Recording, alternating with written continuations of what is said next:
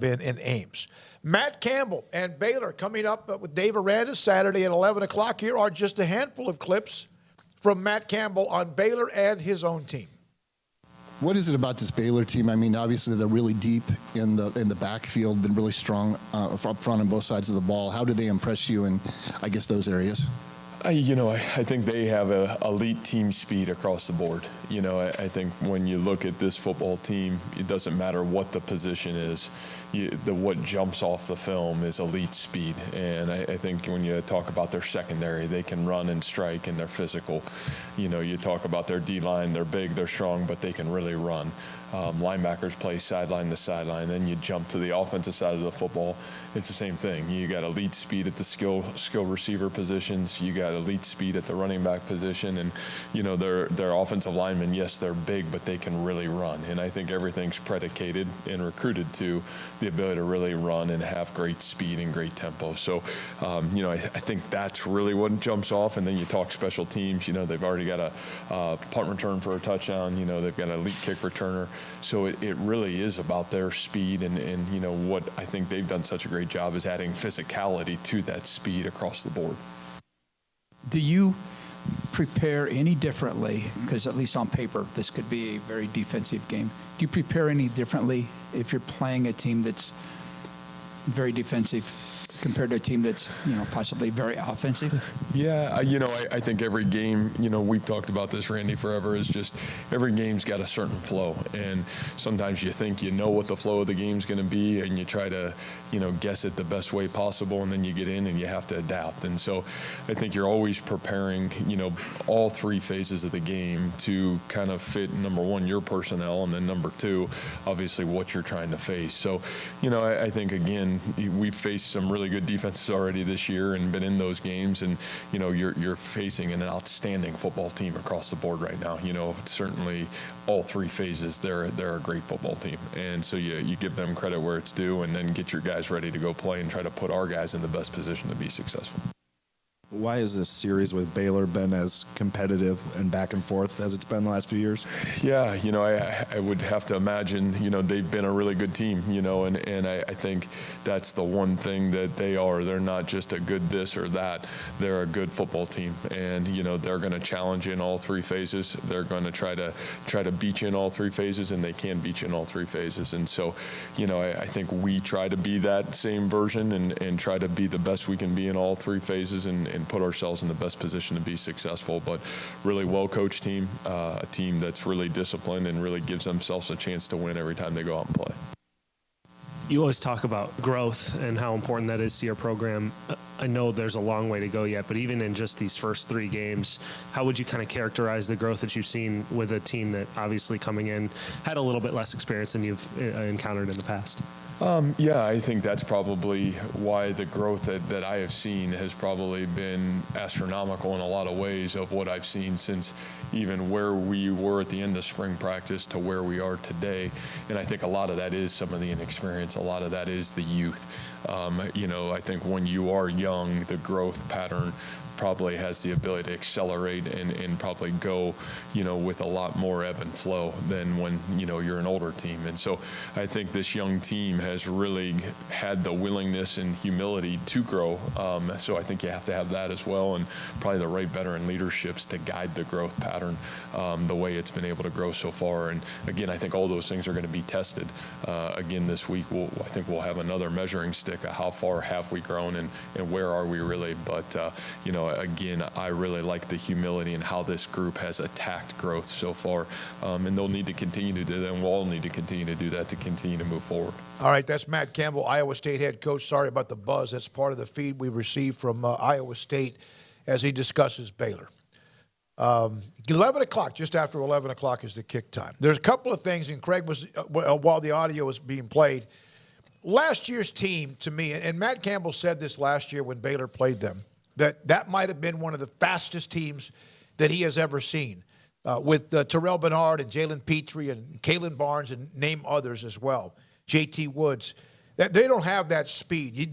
Those guys came from any direction, and they did it quickly. They're hoping to get to that point, but they don't have that type of the raw speed that they had a year ago. Not even close. I mean, maybe track times are similar, but they're not anywhere close to what the speed was last year. Because the speed's not just your natural speed. The speed is also the speed with you're playing with. What does that come with? That comes with experience. That comes with having guys like Jalen Petrie, who played for 4 and 5 years, and J.T. Woods and Kalen Barnes, and the list goes on. J.T. Woods, Kalen Barnes, and Raleigh Tejada alone.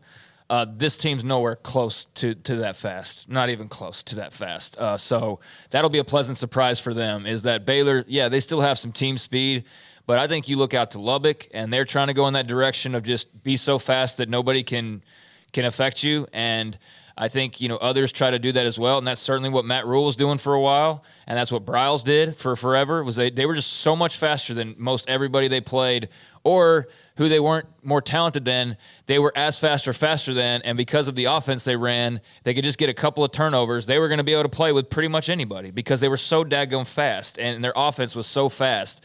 That is not the case anymore. Like, they don't have a bunch of burners on, at least that I can tell. Again, there might be guys who have official track times, but in terms of you turn on the tape and you go, wow, like maybe Monterey Baldwin.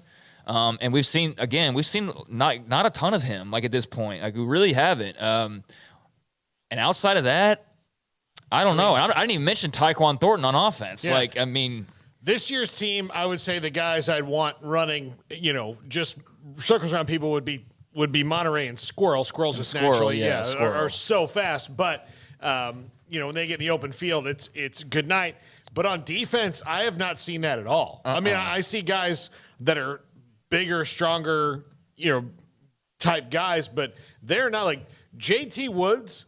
You look at the guy and he's lanky and didn't really look like he could be a 4.35 guy, and that's what he was. He's a 4.35 guy. Kalen Barnes was, state champion 100 kind of speed. Like, he was borderline Olympic speed. Yeah, he was so fast. Ebner, and I'm talking about defense. Yeah, but like Ebner, they lost a lot of speed, and everybody's trying to get it. And sometimes you have good speed, sometimes you have great speed. That team last year, Craig, you're right, had great speed. But they also had great speed because they knew where they were going even Exactly. before the play started because they were so experienced, as you mentioned. So that makes it even look like you're faster than you are. No, it makes them look right now way slower than they have been. And so, yeah, I mean, that's good that he sees that on tape. But, I think there's a big downgrade in terms of that speed, not only naturally, but mostly just knowing what you're doing. I mean, this is clearly a team that's still trying to figure out what they're doing in so many ways. And, yeah, you've got a Dylan Doyle who's been around for a while, but he looks to his left and he looks to his right, and he sees guys who have kind of been around and sort of not been, and then in some case, like a Brooks Miller's, like, basically not been involved at all until about 3 weeks ago. So it's a hodgepodge of different types of guys. It is not the Jalen Petrie, Terrell Bernard, J.T. Woods, Kalen Barnes, defense that we're accustomed to seeing. They're more big and physical up front and less super speed playmakers on the back end. And that's part of what they're trying to figure out is where can they find some of those playmakers on the back end. And, maybe that's what they are able to find out some more of this weekend. But, I mean, a few minutes ago before we played that, you were asking about, I don't understand how that 2020 game was as close as it was. Well, Baylor had 2 interceptions pretty much right out of the gate, and they also had a pick 6 in that first half as well. That's why that game, they got out 14-0 in the first quarter on 2 Purdy interceptions. And then I think Iowa State might have scored, and then eventually Baylor got a pick 6. And at halftime, it was like a double-digit lead.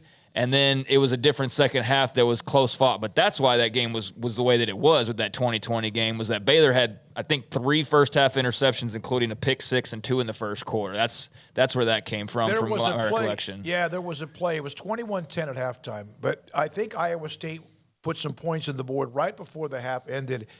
And then there was a play early on in the third quarter that flipped all the field position. And from that point on, Iowa State was playing on Baylor's end of the field, and Baylor was struggling. And then Squirrel Williams got hurt. Yeah. And he was dominating in that You know what's game. amazing, though?